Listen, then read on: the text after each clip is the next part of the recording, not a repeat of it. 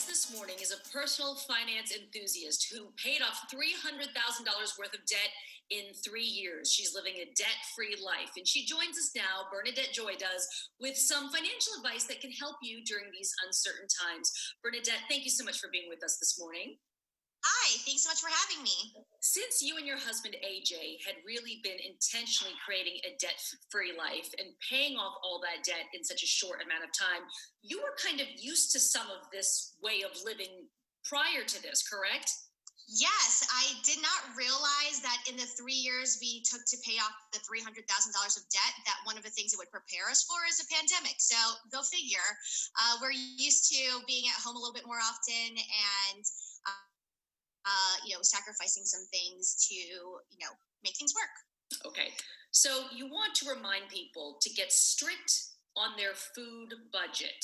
Why is this a good idea? How strict do we need to be? Tell us more. Yes. So we know that eating out isn't as much of an option. You can still get takeout and stuff like that. But a lot of people I'm talking to who aren't used to being at home and cooking all the time are really overspending on their groceries. And so my husband and we have really mastered our grocery list. And so we are able to get by for two people, $50 of groceries. And then we allocate another $25 to eat out and still support other businesses here in Charlotte.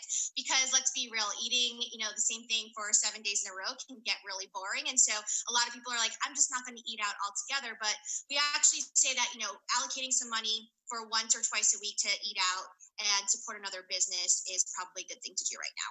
Okay.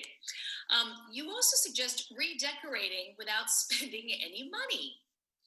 Yeah. So we are on day 42, I think, my husband and I. And in that time, we have taken a couple of the weekends to catch up on some of those DIY projects. And so we were able to repaint a bathroom and another half bathroom without using any extra money, which has been pretty fun. And so we were able to do that with leftover paint we had in the house. And then we also took a lot of time to just rearrange things in different rooms so that we could pull furniture or accessories from other areas. And we were able to make these spaces feel brand new without literally leaving our house or spending any money at all. And so taking the time to get creative and look at what you have right now, rearrange some furniture, rearrange some accessories, or do a little painting can go a long way and make your space feel really fresh. Yeah, that's fun. That's really fun. You also suggest repurposing transportation expenses to support small businesses. The truth is, we're spending a whole heck of a lot less money on gas these days.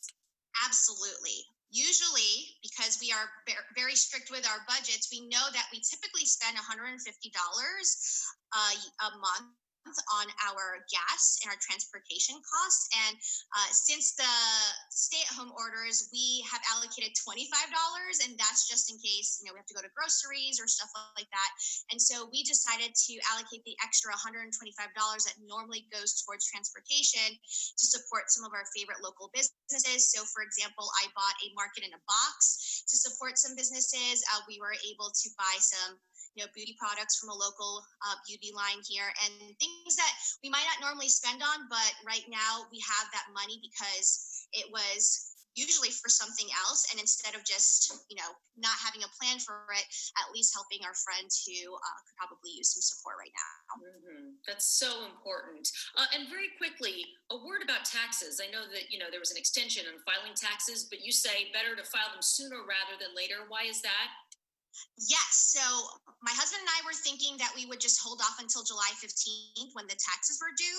But after we read the fine print, we learned that North Carolina, even though you can file your taxes later, you're still going to have to pay interest if you owed any taxes this year. So if you think that you're going to owe taxes in North Carolina, then go ahead and file sooner than later so you can minimize that burden.